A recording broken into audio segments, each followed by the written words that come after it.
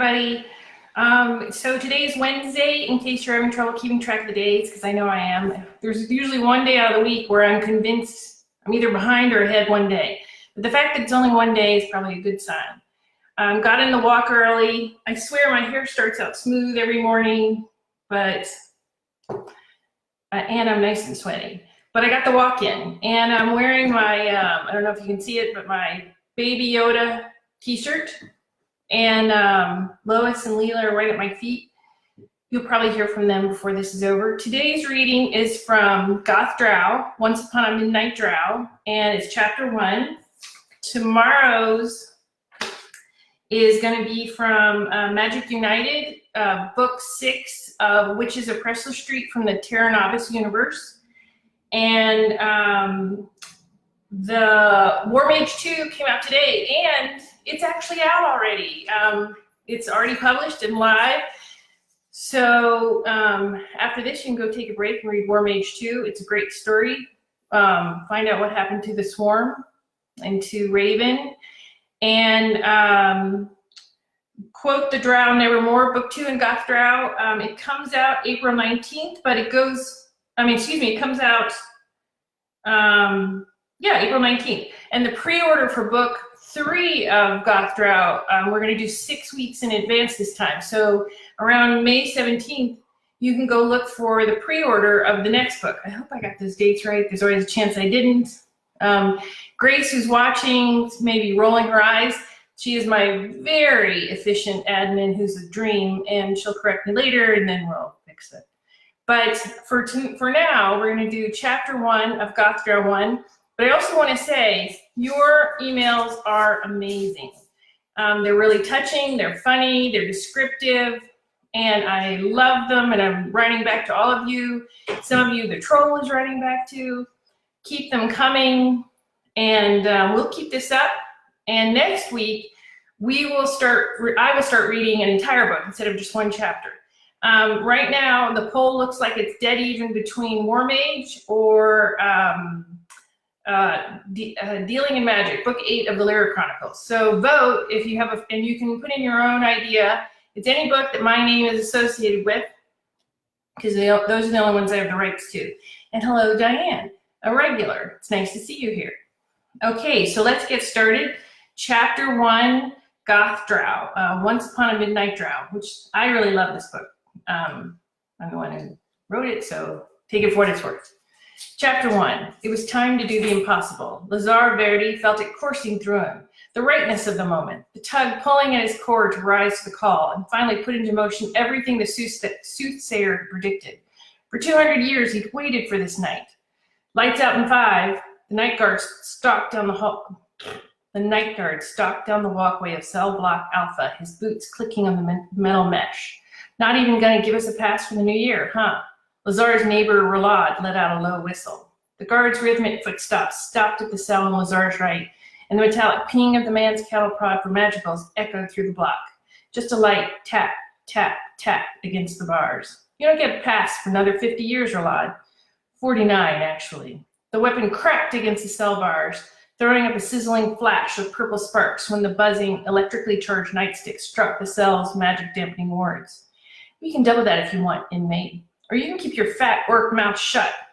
Rolad let out a low, rumbling chuckle, but didn't say another word.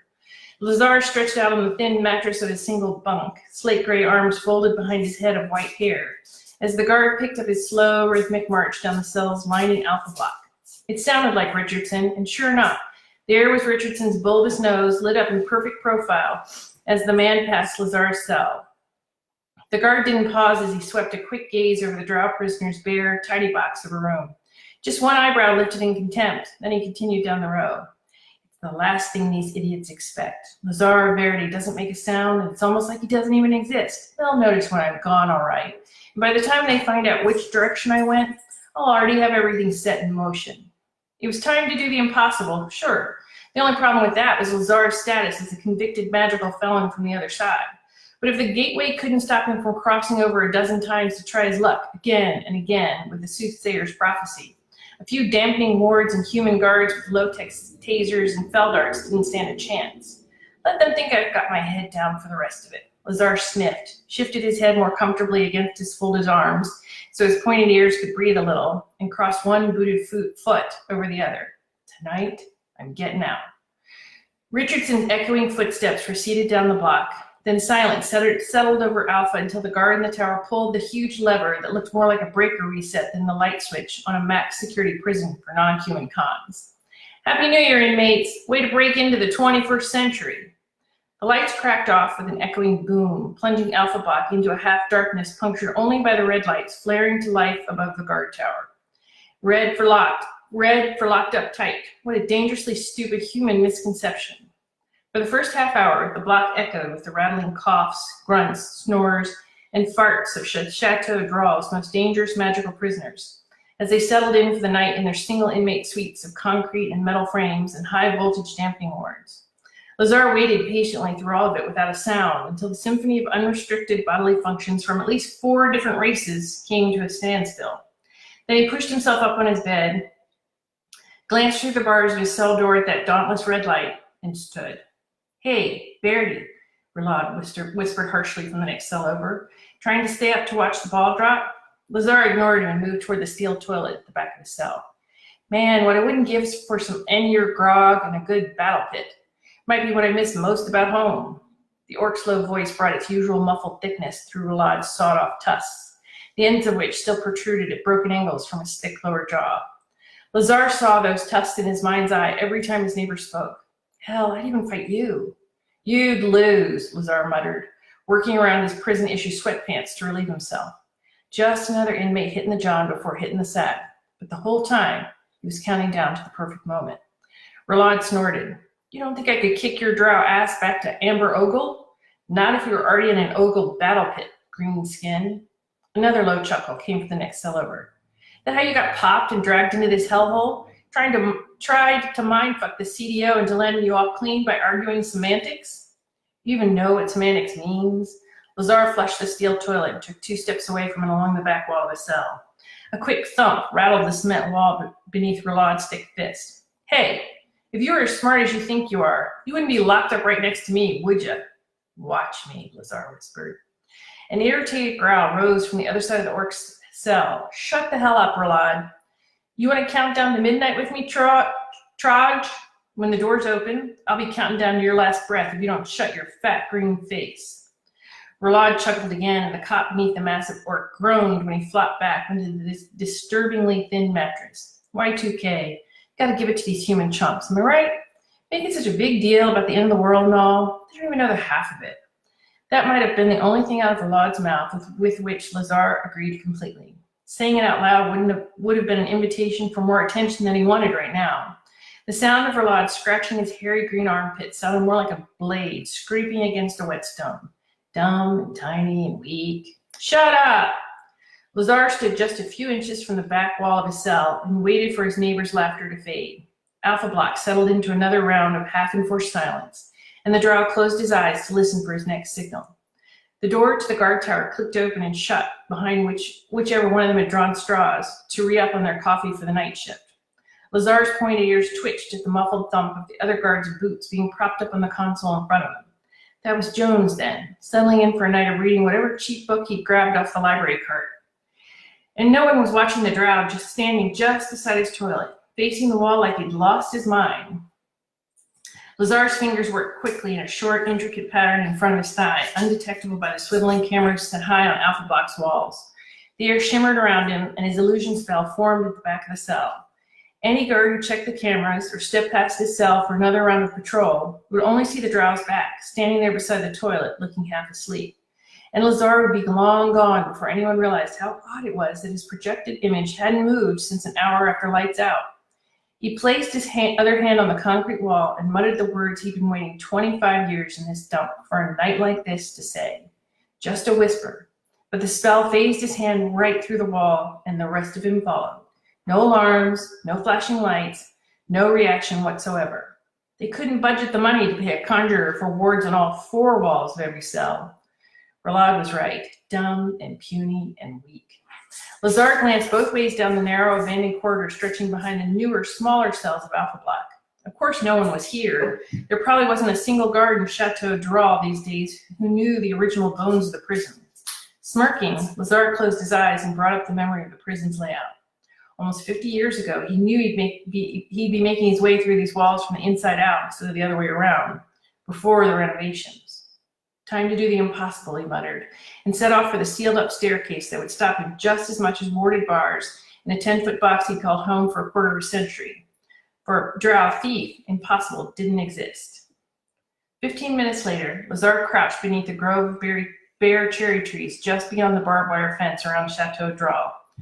Barbed wire. He snorted and shook his head. These humans have a lot to learn. His fingers moved again in a series of twisting gestures for one more illusion. Gray sweatpants and white t-shirt filtered away, replaced by a well-tailored pinstripe suit. The Drow's long white hair pulled back in a knot behind his head shortened and darkened, followed by the erasure of the dark gray, nearly purple pigment of his race's skin. He glanced down at much shorter fingers on pink-hued hands, his flesh now bright beneath the moonlight. And no one would see the pointed ears of his race beneath the light brown curls he'd adopted. No one would know a thing. The pull of his destiny tugged at him again, like a hook through his chest. Lazar turned from Chateau Drow beneath the bright light spilling over so much stone and concrete and iron, and followed the tingling trail of magic he could no longer ignore. Where is she? The night was cold enough by human standards, but the Drow didn't feel the cold. Lazar used to wonder what that meant until he realized it didn't matter. The dark elf dressed as a businessman in a slim-fitting suit from the 1920s instead of a man sitting out on the last night of 1999, moved swiftly down the frontage road away from Chateau Drow and toward the heart of Washington, D.C. Even if he'd had a car, it couldn't have taken him as quickly through the industrial district hiding a high-security magical prison as his own 2 feet. He moved as a blur in the moonlight until he crossed the river into Capitol Hill and hit the first overwhelming glimmer of lights and traffic and bars open for New Year's. He stormed down the sidewalk, fighting to keep his eyes open as he followed the trail of magic leading him on. Not her magic, no, my own, and the magic of our... Lazar wouldn't let himself finish that thought.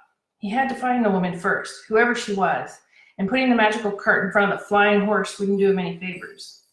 Once he made it to 16th Street, the busy street echoed with the undertones of live bands blasting music from every bar, of laughter rising from open car windows and restaurant doors. A bellhop in a bright red suit with gold buttons nodded at Lazar as the 1920s businessman stepped in front of the hotel entrance. Then the man continued pushing the luggage trolley across the sidewalk toward the car waiting on the curb. The Drow in disguise froze at the sharp twinge of that tingling call yanking him sideways. Slowly, he looked up at the hotel's entrance and saw the printed sign in silver and white, the half-dozen silver balloons buffeting against each other in the stiff breeze blowing down 16th Street. I've seen those balloons before. This is it. With another glance at the St. Regis Hotel's brilliantly lit sign, Lazar made his way through the turning door, finding not to phase himself through the glass partitions just to get inside that much faster. The lobby was bursting with DC's finest socialites who'd come to bring in Y2K with a bang. That thought made him smirk, and he scanned the faces for any recognizable feature. Of course, the soothsayer hadn't given him a name or an image or even a specific year, but tonight felt drastically different than all the other nights. Tonight, that call blazed like a siren in his head. The right place at the right time. Now I just need the right... As he moved through the laughing crowd in the lobby, a group of women in short, glittering dresses and beaded headbands passed him and headed toward the event room just off the bar. One of them glanced back and offered him a coy smile, which the Drow returned politely enough. That's not her. But the magic of prophecy in his veins pulled him after the women anyway. Lazar watched them make superficial conversation with 2 men standing just inside the ballroom doors. He waited until they entered the room, then stepped up to follow, only to be stopped by a man in a tux, clearing his throat. Your invitation, sir? The Drow reached into the manufactured inside pocket of his pinstripe suit jacket and whipped out a 5x8 piece of thick cardboard. Without looking at the overly dressed bouncer, he snapped the fingers of his other hand and let his illusion spell do the rest of the work for him. Thank you. Seeing whatever it was he wanted to see on the perfectly fake invitation, the tuxedoed employee handed the card back. Enjoy your evening, sir. Lazar snatched up the card and made a show of tossing it into the pristine silver trash can just inside the doors. The fake invitation disappeared in a swirl of thin white smoke, and the Drow convict moved through the ballroom like a panther on the hunt. A 4-string quartet played in the far corner, accompanying a man in a suit very much like Lazar's, who stood in front of a microphone to cover Louis Armstrong. Silver tinsel hung from every surface, silver ornaments dangling from the ceiling. A massive banquet table lined the wall on his left, laden with caviar and finger sandwiches, cocktail shrimp, beef tartare, artisan cheese. Even after a quarter century eating gruel that didn't even meet state prison regulations, Chateau Drow wasn't state regulated in the first place, Lazar almost made a stop at the table. A warm golden light shimmered at the other end of the ballroom. The Drow's entire body lit up with that tingling pull, buzzing through his veins now because he was so close, just a room of people away. Where are you? He whispered, scanning the faces. Show yourself. Champagne? A woman in a short cocktail dress passed in front of him with a tray of full, bubbling champagne flutes. Thank you. Lazar didn't look at her either as he pulled a glass off the tray by its delicate stem and took off across the ballroom. Drinking was the last thing on his mind. This thread tying him to a woman he hadn't yet met was making him drunk enough. The elections turned out very much the way we expected. Would be nice not to talk shop for one night, Senator, don't you think? When the Democratic whip knocks on your door and asks for a favor, Lazar moved through the crowd, weaving between the milling bodies and searching for that golden glow again. Part of him wanted to shed the illusion and gain the extra foot for his Drow form would have afforded, but this was definitely not the place, especially when most people this side of the border didn't even know what a Drow was. Two men in suits and freshly lit cigars, one of them pointing to his monocle and chuckling, passed in front of the Drow thief. Lazar huffed out a breath and flicked his finger. The monocle leapt from the man's eye and clattered to the ground. The man bent to retrieve it, and Lazar slipped through the opening in the crowd. With small, short bursts of magic, he moved the partygoers out of his way. A woman's beaded necklace pulling her sideways before snapping and spilling beads all over the marble floors. A stiff-backed caterer tripping over his own shoe. Two cabinet members, judging by their snippets of conversation, both feeling a tug on the back of their suit jackets before turning around. Out of my way, Lazar muttered. I'm sorry? The redhead in a dress of copper-colored fringe turned and flashed the pinstripe-suited man a surprised smile. He said, hell of a day, huh? The Drow met her gaze, hoping he found her. And the day will be over in half an hour, she grinned. I don't think we've met. The pull reignited in Lazar's chest, and he lurched away from the woman to follow it. Excuse me, that's not her. When he reached the other side of the ballroom and stood at the same place he'd seen that flash of golden light, he stopped, turned around, and studied the New Year's Eve party from a completely different angle. None of these faces were remotely familiar. None of the bodies fit the mold of the woman he'd been trying to meet for centuries now. Sighing, Lazar lifted the champagne flute slowly to his mouth and shook his head, scanning the faces and waiting for that tug of destiny to pull him again like a fishhook through the cheek. If that soothsayer's been playing me all this time? Well, you can't believe everything you hear these days, can you? The woman's voice drew closer behind him, followed by a soft, subdued ring of laughter. And if I were to have that conversation, Mr. Matthews, I'd like to see it written into my calendar first. A small weight bumped against Lazar's back and leaned forward only to keep the champagne from spilling over the side of the flute. Oh, I am so sorry. He turned around, that tingling pull buzzing wildly now in his chest. She laughed again. I didn't even see you there. Lazar Verdi's face froze and stared at the woman patting the back of her neck, dark curls piled atop her head. She wore a simple black cocktail dress and functional pumps, a string of pearls and matching earrings her only other adornment. But her blue eyes shone up at him above her hesitant, apologetic smile. I found her. You didn't. I didn't spill your drink all over you, did I? The Drow blinked and raised the champagne flute toward her in an unsipped toast. Not a drop. Oh, good. Her eyelashes fluttered a little faster than normal, and a small flat flush of color rose to her cheeks. Have we met before? Only in a future foretold. Lazar smiled. I would definitely remember if we did. My name's... All right, Miss Summerlin. A man wearing a ridiculous-looking top hat stopped just beside them and dipped his head at the woman. I'll have my secretary call your office and set something up. You look a little busy. He winked and turned away without acknowledging Lazar's presence. I look a little... She blinked rapidly and let a startled giggle. It's a party, and I'm sorry. When she looked up at Lazar again, her blush deepened. You were about to tell me your name. Leon Verdes. Lazar offered his free hand, and he would have tossed the champagne flute behind him if that wasn't sure to make them both the center of attention. That's the last thing we need now. Leon. You know, I'm very good with names, but I don't remember yours, and you still seem so... The woman licked her lips and shook her head a little, trying to clear it of the strongest sense of déjà vu she'd ever had. Bianca Summerlin, Mr. Verdes. It's a pleasure to meet you.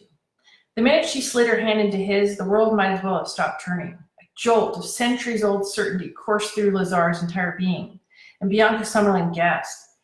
Did you? She stared at their clasped hands, then cleared her throat. Did you feel that? Feels like the end of the world.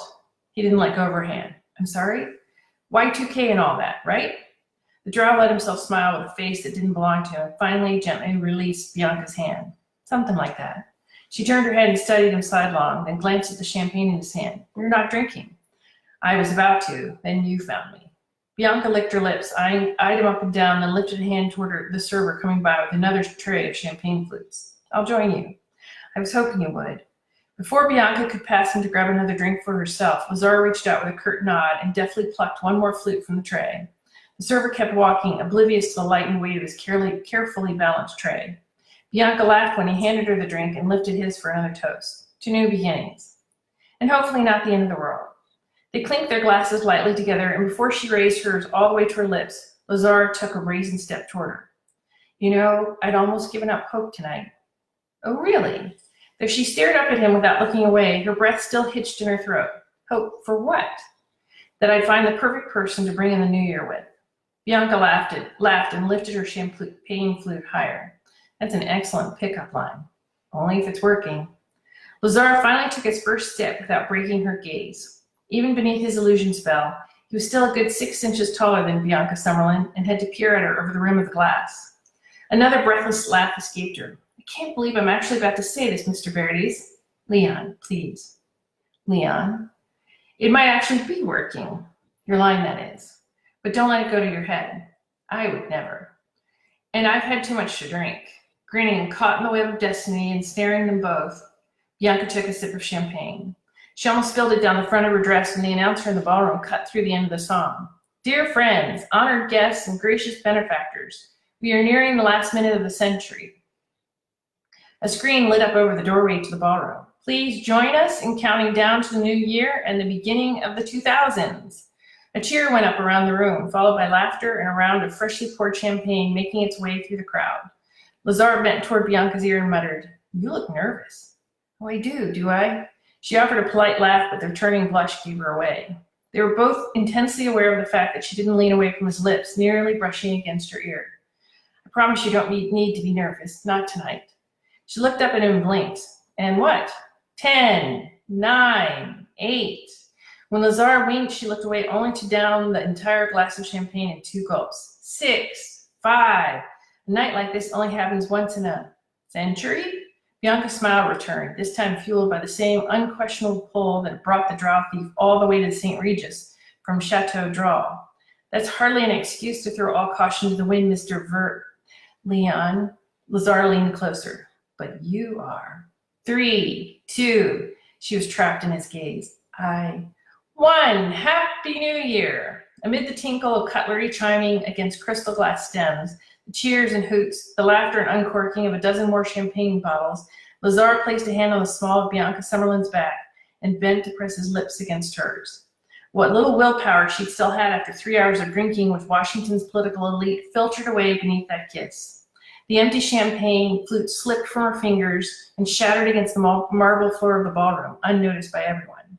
No one noticed the tall man in the pinstripe business suit, perfectly fitted to the 1920s theme of a 1999 New Year's Eve party, and the blushing, grinning research economists slowly making their way together to somewhere far more private either. That is chapter 1 of Once Upon a Midnight Drow from Goth Drow, book 1. And tomorrow, like I said, will be Magic United.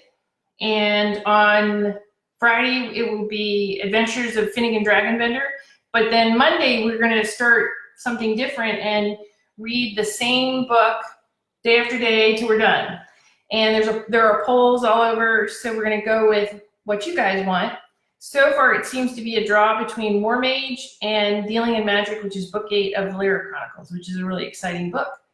There will be more Lyra starting June 29th, and more Hagen and Korik and YTT. So, and it's good. So that's something to look forward to. I hope everyone is doing well out there, that not only are you staying safe, but you're finding ways to find joy. I'm here if you want to reach out.